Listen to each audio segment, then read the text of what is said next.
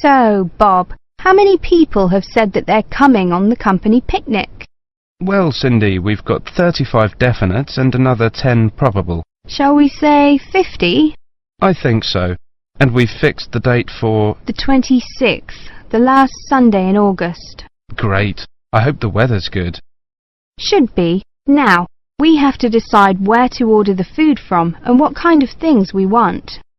Right. What's our budget? We've decided to go for £10 a head for food and £5 a head for drinks. OK, I got some pamphlets from caterers. What do you think? The most important thing is to make sure that there's a variety of food. We don't want people complaining that they don't like anything. We also don't want food that could deteriorate in the sun.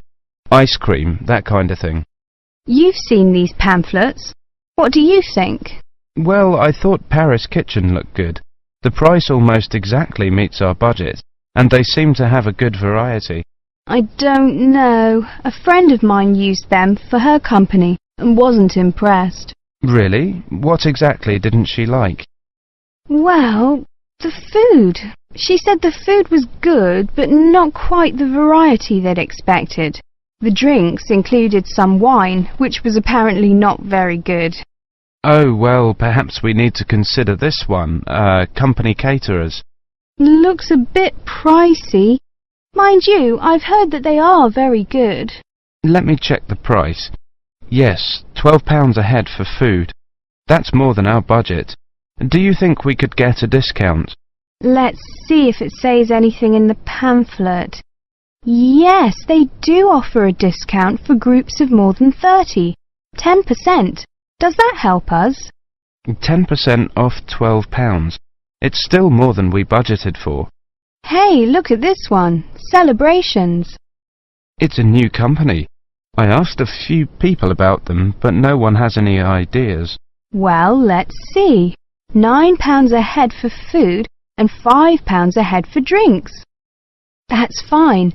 What kind of food do they have? It says here that they just provide cold meals for picnics. Well, that's okay. And they include vegetarian dishes. We do have some vegetarians to take into consideration. Well, it looks good to me. The only problem is their lack of experience. I mean, it's a bit of a risk, isn't it? Yes, if the food's no good, we'll look incompetent. Ah, look here. It says that we can visit their premises and try some of the dishes they offer. You mean we might get a free lunch? Shall we call them and arrange to go and see them? OK, which day? How about tomorrow? No, we've got that meeting. The day after tomorrow, Thursday. Good. Time? 11. Good. Right, what's their phone number? 28653479. We also need to ask them whether they can deliver straight to the picnic site, don't we?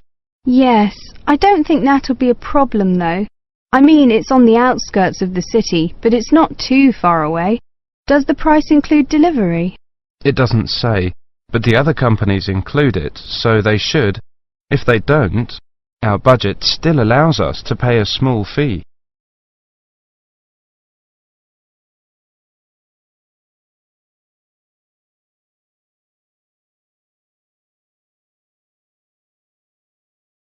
Good afternoon, everybody. My name is Sally Miller, and I'm here to offer you some advice on legal matters whilst you are studying at this university. Happily, most international students complete their courses without running into any serious legal problems. But if you do find yourself involved in a legal dispute of any kind, ask for help. There are two options. First, contact the students' union or welfare officer. Even if they cannot help you directly, they should be able to advise you where to go for help. The second possibility is to contact the Citizens Advice Bureau in your area.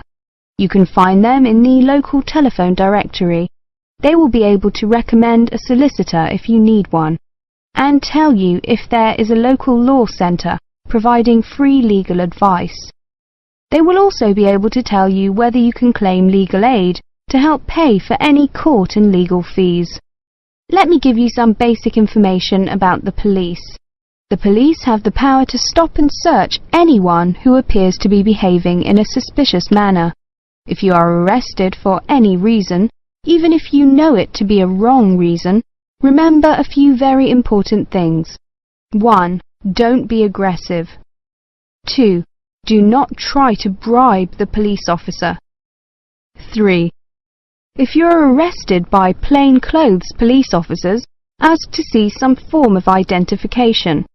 4. Give your true name and address if the officer asks you to. Lying to the police is a criminal offence. 5. Do not sign any statement until you have received advice from a solicitor. There is always a solicitor on duty at every police station. 6. You will be entitled to make one telephone call. If you use this call to telephone a friend, urge your friend to contact someone from your university or from the Students' Union and get advice about what you should do next. If you find yourself in trouble with the police, it is very important to get professional advice. Contact any of the following: your university welfare officer, the Students' Union at your university, your local Citizens Advice Bureau, a local law centre. If you are found guilty of an offence, it could seriously damage your position as an international student, so be sure to ask for help as early in the process as possible. Remember, obey the local laws. The laws here may not be quite the same as in your own country. Here are a few examples of actions that are illegal here. It is against the law to possess offensive weapons. For example, knives, guns, chemical sprays used for personal defense. Even women are not allowed to carry sprays or other deterrents to protect themselves against possible assault, except for rape alarms. Possess or supply hard or soft drugs. Disturb the peace. This is called disorderly conduct. This means that you can be arrested for being too noisy or rowdy. A few words about drinking. In this country, it is perfectly acceptable for adults to drink alcohol in moderate amounts. For many people, drinking is an established part of their social life. Going out for a drink is how they relax or spend time with friends. If you go to a party or visit people at home in the evening, your host will probably offer you a drink. Often, a lot of university social life can revolve around drinking, especially for undergraduates. Do not be surprised if people arrange to meet in a bar, or if events are held in a pub. But you are not obliged to drink alcohol if you do not want to, even if you are in a pub or at a party where everyone else is drinking. You can always ask for a non-alcoholic drink instead.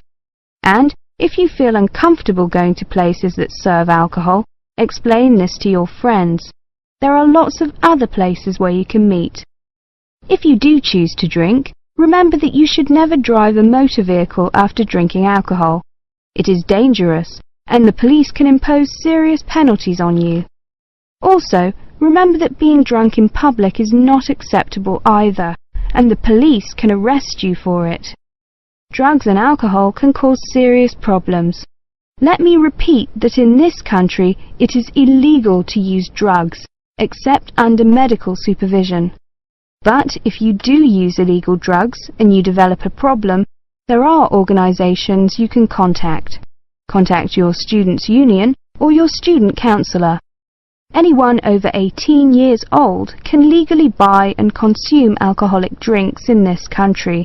But if you think you might be drinking too much, get help and advice from your student counsellor or your doctor. Again, there are special organisations that can help you with drug and alcohol problems. Contact them.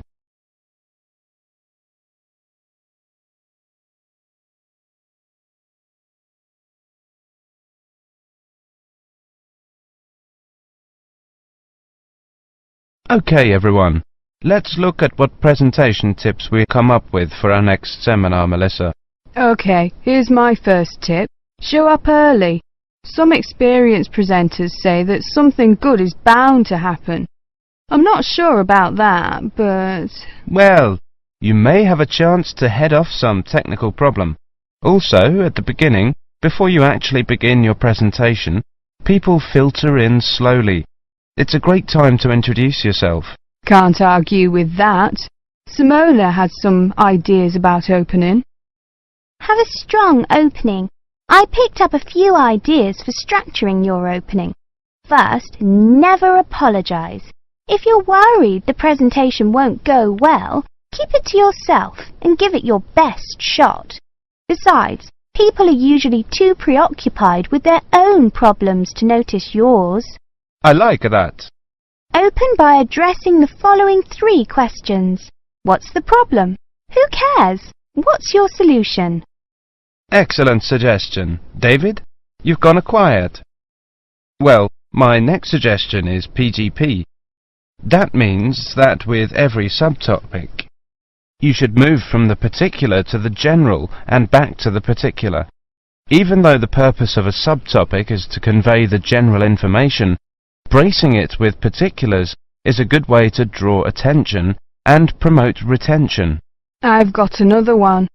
This might not be a tip so much as a law. Give everyone at least one piece of paper. A piece of paper is a record from your presentation. People can use that to help recall the details of the presentation, or better yet, to tell others about it. The next tip I have is know your audience. This is, of course, a general piece of advice for public speaking. See if you can find out what styles of information a presentation they are most familiar and comfortable with.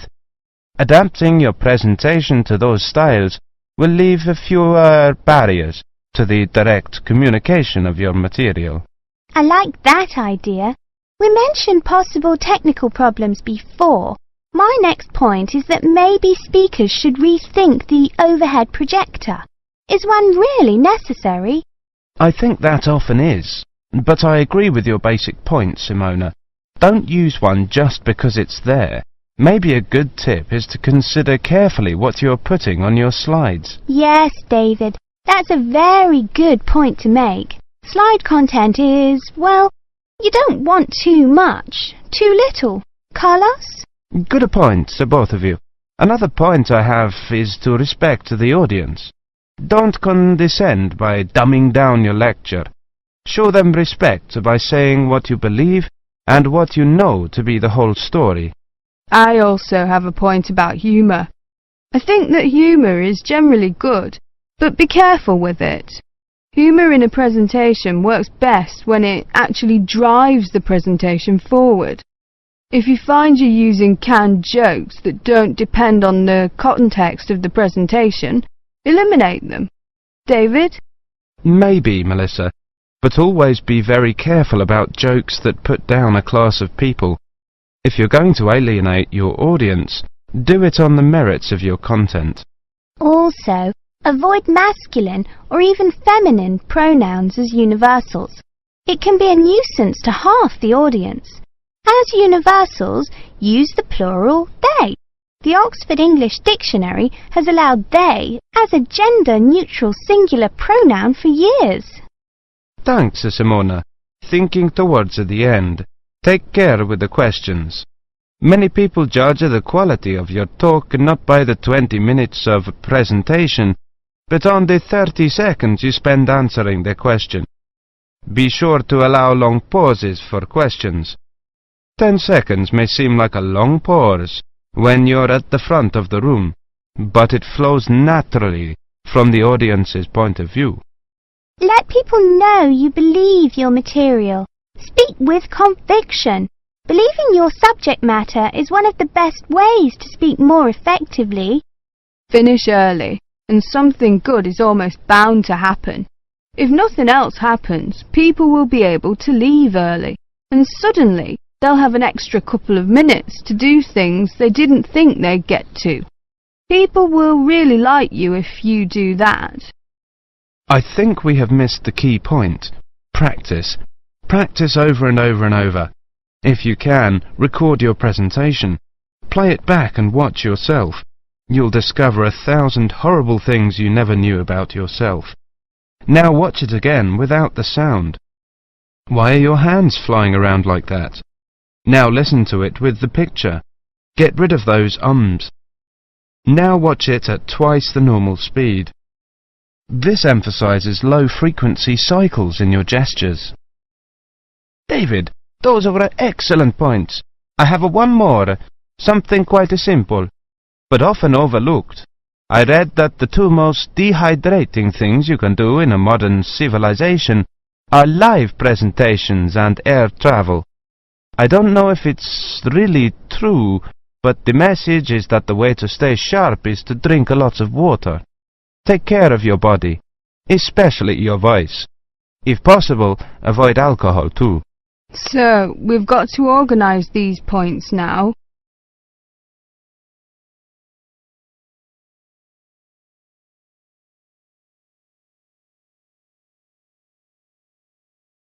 Welcome to this introductory lecture on the Celts. Who were the Celts? The Celts were an Indo-European group, that is, related linguistically to the Greeks, the Germanic peoples, certain Italic groups and peoples of the Indian subcontinent. They arose in Central Europe at the beginning of the first millennium BC, and were an iron-using and horse-rearing peoples. By the end of the first millennium BC, their cultural group had spread up and down the Danube and Rhine, taking in Gaul, Ireland and Britain, across Central Europe into northern Italy and northern Spain. Their roaming across Europe led some of the Celtic tribes to sack Rome in 390 BC, creating a fear of the northern barbarians that was to haunt Romans for hundreds of years to come. The Celts are defined archaeologically by the type sites of Hallstatt and Latene, the former being taken to relate to an earlier phase of cultural development. Hallstatt, an ancient salt mining area, was excavated from 1876 onwards by the Viennese Academy of Sciences, and provided the first classification of the prehistoric Celts. In 1858, the waters of Lake Neuchâtel in Switzerland sunk to a low level, revealing a large prehistoric settlement with a huge number of surviving artifacts. The nearby town of Latene gave its name to the second phase of Celtic cultural development. However, please note that these phases overlap through time and are defined according to geographical area. Let's look at each of these, taking the Hallstatt first. Hallstatt culture is characterized in 4 stages. A and B were during the Late Bronze Age, from about 1200 to 700 BC. C was in the Early Iron Age, from about 700 to 600 BC. D was from about 600 to 475 BC. The Hallstatt culture spanned Central Europe, with its centre in the area around Hallstatt in central Austria.